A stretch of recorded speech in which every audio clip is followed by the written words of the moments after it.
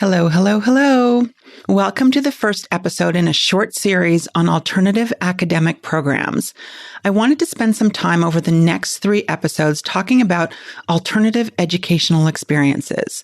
There are so many parents that I see whose children are struggling in traditional learning environments, and they're looking for options. And so I wanted to explore some of those options over the next 3 episodes. Today, my guest is Maya Varga. She is the director of Hayutin Associates. Hayutin Associates is a boutique education company in Los Angeles, California that provides students support in executive functioning, content tutoring, educational therapy, and design and implementation of independent study programs. Maya is going to talk about independent study programs today and help you determine if this type of program would work for your learner. Let's listen in to this conversation. Millions of kids struggle with learning, processing, and social emotional difficulties. These challenges interfere with their ability to reach their full potential. Dr. Karen Wilson is here to help. Her extensive background in pediatric neuropsychology and higher education have prepared her for this unique mission. Listen as she delivers content to inform, educate, and empower parents and educators. This will enable you to identify challenges that kids face and get them on the road to achieving their full potential. This is Diverse Thinking, Different Learning by Child Nexus. Hi, Maya. Welcome to the Diverse Thinking, Different Learning podcast. I'm so happy to have you here. Thanks, Karen, for inviting me. I'm so excited to be here. And this is my very first podcast to be on. So what a great one to join. Well, like I said, I'm honored to have you here at the beginning of the year. Again, this is like the first podcast I'm recording for the new year. And so I am thrilled to have this discussion about alternative learning environments. I think I reached out to you and to the team at Hayutin Associates just over the holidays because I was seeing more and more students who were needing that independent program. And you see a number of the kids that I refer out who need specialized care, who are struggling because they learn differently or think differently. And I know that you partner with families to develop these custom pathways. And I'd love for you to talk to the listeners about what that looks like and what does that mean? Absolutely. I think there's 2 big words that we use when we're looking at these programs. One is the word independent study and homeschool. And I think those words can be used interchangeably, but some people think that they're 2 different things. We actually like the word independent study because that word for us usually refers to an accredited program and an enrollment and a full-time or sometimes part-time school of record for a student. Homeschool, or now what a lot of kids are doing is schooling at home, is usually referred to for families who are going to go very off the beaten path. And in the state of California, what they call is a PSA, and there's a lot more freedom in the enrollment piece there. But for what we do here at our company is we work with families to decide when students are going to unenroll from their traditional brick and mortar school and consult with them. What is going to be the best option for them? What academic program are they going to need? Different classes, different teams of support. And we build that out for them so that they can have a really curated experience for school. Okay. And so I know that you made the distinction between an independent study program and a homeschool program. And a lot of parents, you know, when we first kind of transition to distance learning in response to the COVID-19 pandemic. I remember a lot of parents saying, now I'm homeschooling. But then people who homeschool say, no, you're not. That is not homeschooling. And so I'd love for you to talk about the difference between kind of what parents are experiencing, what many parents are experiencing right now, learning at home. I love that you said it that way, and homeschooling or independent study. I bow down to all the parents right now who are having to juggle so much from home. So they're having to, school their kids from home in addition to manage all of their daily lives. But a traditional homeschool kind of came out of this idea for families who might have not wanted their kids enrolled in a brick and mortar or a public school setting. And you can do that by with this PSA from the state of California. There's different versions of it in different states. Mm-hmm. And that keeps you from being truant and giving you an enrollment. But it gives you a lot of flexibility with your curriculum choices. Now, we have students that will be in what we call a PSA program, like a homeschool program, and we help build out that custom curriculum. But the stakes get higher for those kids as you get older, just because of gaps in learning that might happen if depending on who's doing that curriculum plan. And then also the college lens that we also look at. Okay. So when you are creating an independent study program, what do you look for and what does that look like? I'm assuming that it looks different for different kids depending on what the needs are. Great question. Every kid is different and every kid comes to us with a different need. So we work with a lot of recruited athletes. We work with performing artists. We work with kids who might need to leave their traditional school for mental or physical health reasons, lots of different reasons. So the first thing I look for when I'm vetting a program is I look at accreditation. Particularly at the high school level, accreditation is really important. So the same accreditation process that your school here might go through, there's same accreditations that the online schools go through. Mm-hmm. The next thing I look for is what we call their calendar. So some schools have a brick and mortar calendar. So most schools are traditionally enrolled August or September through May or June. We like the flexibility of what we call a self-paced calendar for students in independent study. That means that you can start and stop when you need to. It's very flexible.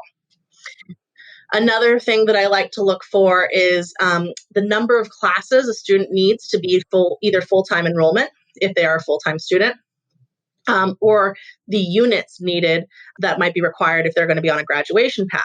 I'm not one to enroll a student in lots of extra classes if it's not needed. I want them to, the reason they're doing that independent study is to explore their interests and take classes that they might really want to be taking. Maybe like it's an art history class or it's a psychology class.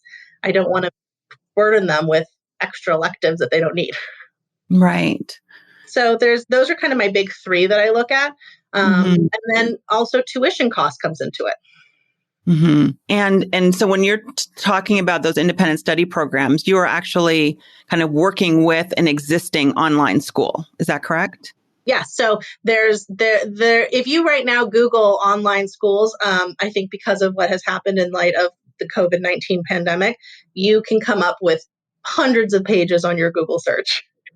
But you can fall into kind of a trap there. And a lot of those schools, either if you don't do your homework, no pun intended, can kind of trap you. They might just be a program where you pay to get a credit, or they might not be an accredited program, or it might not be a really good fit for your student. Mm-hmm. Okay. And so what is your role when working with students who are looking for an independent study program? And it sounds like some of the work is done actually at your center and some of it is done in the student's home. Yeah. So we kind of have two different roles in terms of how we work with families. One is the consulting piece. When families come to us and they're in that position of, what's going to be the best program for my student? We work with them to kind of build out a kind of a program evaluation, I will call it. And we present to them a couple different options of, this school and this enrollment would be a great fit for your student. And here's why. Always a big proponent of a couple different options and not just one size fits all. And these programs, when you buy them, I like to say that they're curriculums in a box, so to speak. There's an accredited transcript that comes with it, and there's teachers on the other side who really do your assessing and your grading, and that's how they think the transcript stays clean. But there's not really any live instruction for most of them and not a lot of interaction with any live teachers.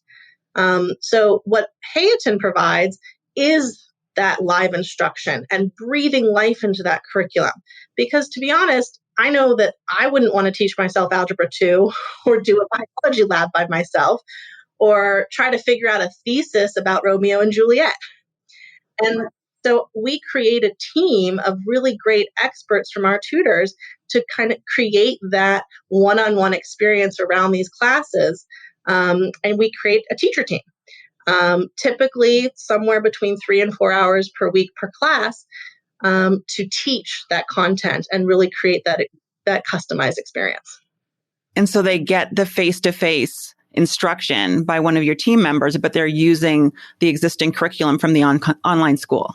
Absolutely. So that's how it stays nice and clean with the accreditation, but you get customized curriculum and, exciting, instruction that is tailored to your students' needs.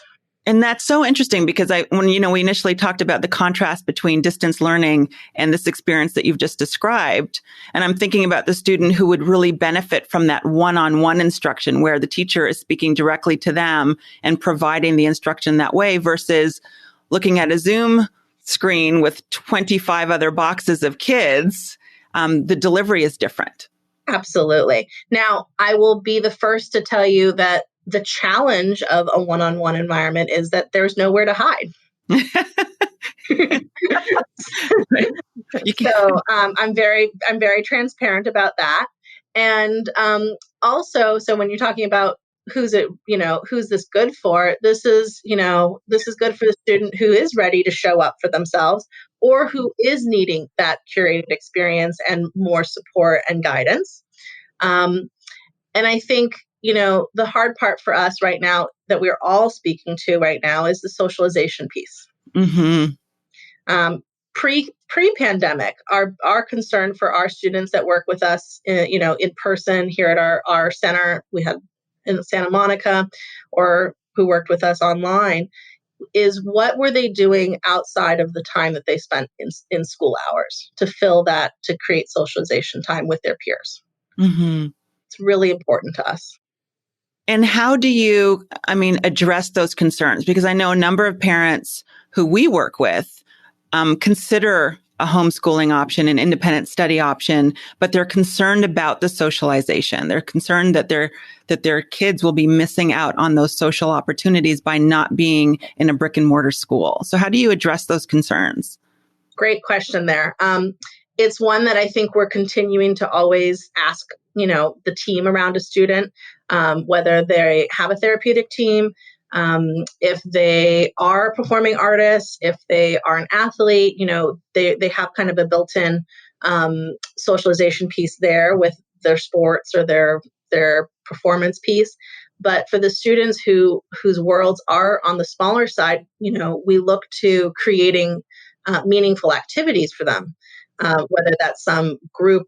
Right now there's so many online groups that are available, or even some one-on-one activities that could eventually be group. We have a student who, was doing karate or some chess lessons and tennis lessons. So we kind of find ways and outlets to broaden the world. Okay. And that I can see that addressing some of the concerns. So you're really supplementing a lot of the instruction with some social activities that would occur outside the classroom. And it would seem that a lot of students would have more time for those social activities, for sports, for performance, for clubs and groups, because, they're not sitting in an algebra class waiting for 20 other people to chime in on a discussion. It seemed like it would be a shorter class time. It's a huge perk of what I like to see is for independent study is I like to say you're trimming the fat, so to speak, right? So for a student, you get to speed up where they can and accelerate and slow down where they need to slow down and not be slowed down by, 15 or 20 other kids, and focus on the areas that they need to focus on or want to focus on and take a deeper dive. Right. And so I can see a number of students who would benefit from this model of instruction. What are you seeing in the group, in the practice, with who is benefiting from this type of instruction? Because, I see in our practice a lot of students who, again, learn differently, who think differently, who struggle with attention issues, may have weaknesses in reading or writing, and they definitely benefit from that one-on-one instruction model. What are you seeing? Absolutely. I think assessing each individual student's needs first, and seeing what is it that is maybe not working about their traditional school right now. My first go-to is, how do we keep them in their school first? If that's not working, what can we build for them that is going to work? Because I see our work as a bridge, to be honest, to back to, we're going back to where they're going to be with the social group. So a lot of students do work with us for a semester, a year. We do have kids who work with us to graduate high school. But my goal is to bridge them back to someplace. Mm-hmm. So some students would actually do that one-on-one independent study work for a specific time. And then for some students, they'd actually rejoin kind of a general education, traditional classroom. Correct. So when I think about, the why somebody might come to us for that time period, we've had students who, did have a diagnosed learning difference, reading and writing and math challenges, and they had bounced around to different schools. They had diagnoses that came a little bit late. They didn't find a person like with your expertise until later in life. And by the time they found somebody with your expertise, they were in middle school, and there were gaps in their kind of foundational skills. And to be ready for high school, they worked with us for a year to get ready. Basically, we did a remedial middle school program with our educational specialists and ed therapists, but it was focused on skill building. And the content was there, but it was more focused on what skills are going to create success for high school, because we want to work ourselves out of that job.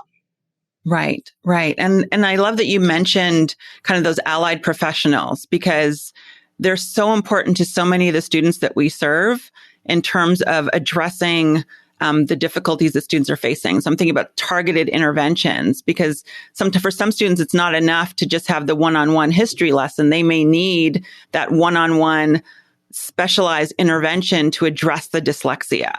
Absolutely. How do you incorporate those types of interventions with students who are learning independently? Yeah, so we're very fortunate. We have a very robust team. So we have not just our content level tutors, we have educational specialists and ed therapists on our staff that work with our students to be able to access curriculum. So those are the people who are doing those interventions, trained in the programs that when you write your report, you specify a specific program for reading, writing, and math, to not just teach the content, but how are they going to have the skills to work on, reading and decoding and phonemic awareness, or how are they going to work on, writing that 5-paragraph essay. Right. And it sounds like, before you said trimming the fat, that also provides an increased opportunity to spend more time doing those interventions that address the areas of weakness, because you do have more time to focus on those things. Absolutely. And that's where we get to, to have more fun, to be honest, and get to be creative. And, you can make it more project-based learning and interest-driven for a student if they want to be, looking at, rockets or looking at politics because it's so current events. We get to really create interesting curriculum based on the students', desires and what they want to study. And I think that's one of the advantages of having those individualized programs, is that you really get to tie the curriculum to the students' interests, which Absolutely. Increases motivation for learning and increases engagement, which for many of the students who've been struggling in a traditional school environment, that has been problematic, because they haven't been engaged or interested, and their motivation has suffered as a result of the struggles and the difficulties they faced in that environment. I think that ties in so well to, when I, hear from somebody that they say that their kid, isn't interested or they're not wanting to learn anymore. There doesn't exist a kid who is, quote unquote, lazy to me. That doesn't exist in my world. To me, it's, every kid wants to learn and has an interest, and we just have to tap into that. Absolutely. I think that's so important. And, the curriculum that you've described and the delivery model that you've described, I can see how it would benefit high school students, and you've talked about that. What about the younger students? Do you find this model as helpful for elementary school students? I know you mentioned middle school and you mentioned high school. What about the elementary school kids who are maybe struggling in that traditional school environment? Yeah, great point. I will say that I've been quite surprised by the increase in elementary school students that we've seen in our practice in the last few years. Traditionally, in the time that I've been practicing, it's been primarily middle school and high school students. Mm-hmm. And the increase in elementary school students, we've had, it's gone up every year by a few, and they're thriving. despite my biggest worry for the kids in those years, particularly, is the socialization piece, but they're thriving academically. And I think that speaks to your point about they're working on skills. They're actually working on being more independent. There's life skills. There's how to manage their time. And they're having more time to develop interests outside of that academic time. And they're feeling more confident about themselves. They're taking on more activities that they might have not explored because their day is occupied from 8 to 3 in brick and mortar. So and we're getting to do more project-based learning for them, and they're loving it. That's exciting. I'd love for you to share any success stories that you can share with us. Helpful for parents who are thinking about, would this be a good option for their kids? Yeah. I have one this year that I'm particularly very fond of, just because of our shared interest of our horseback riding from my previous career, only now as a hobby when I have time. But we work with quite a few kids who ride horses. And we have a student who just was recruited by a D1 school. I'm very proud of her.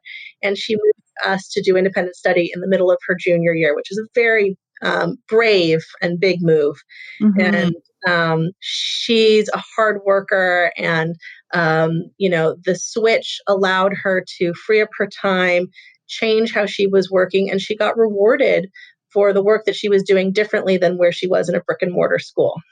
And I think she knows that, her change in school was a big move, mm-hmm. and it was, she trailblazed. Right. And I love that you use that, the term brave, because I think takes some bravery to actually step out of a traditional academic environment and to try something like this. Although, do you think that because of the pandemic, more parents are willing to consider this option now that they've kind of seen what distance learning is like? I agree that there's less stigma with what homeschool or independent study or online school used to be. Even from a lot of the college application process.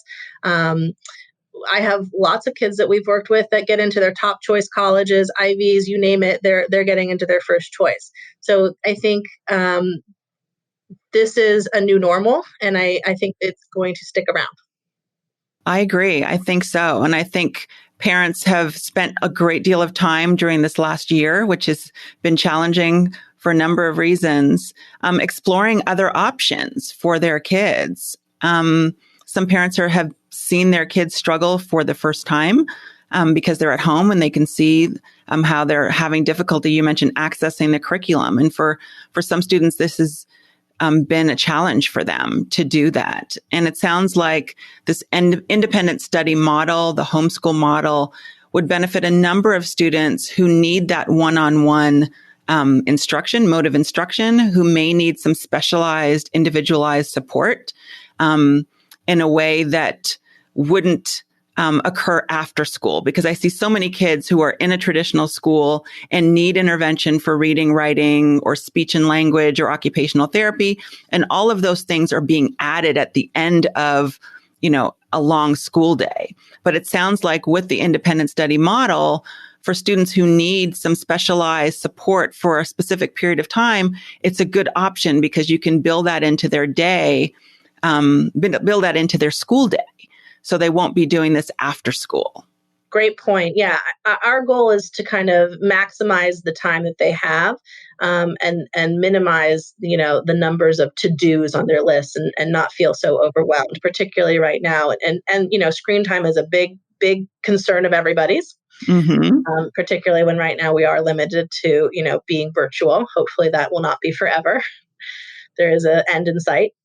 And so, I think one point that I want to kind of also mention is that independent study also can be a part-time enrollment for students who might have a class or two. So we work with students who maybe language at school, I know you test students who might have a language processing challenge and who might get a language waiver. And they might not take that language requirement at their high school, but they still want to show colleges that they take it. So they can take it with us. We get an approved class, and they still get to take that class and show colleges that they did it, just maybe not in the traditional classroom. We do that with math quite frequently as well for students who maybe the math classroom wasn't the right place to learn math, but one-on-one they really succeed. So there's a lot of what we call part-time or single course enrollment options. Okay, that's great. And I'm thinking about parents who might be listening to this podcast and are wondering if this would be a good option for their kids. And I know we've touched on this during the course of this conversation, but what would you say in terms of who would benefit? And I know there's probably a number of students who would benefit from this, but can you speak to, like, if a parent is looking at this as an option, who would benefit from this independent study model? Yeah, I think I could answer that by saying who wouldn't benefit.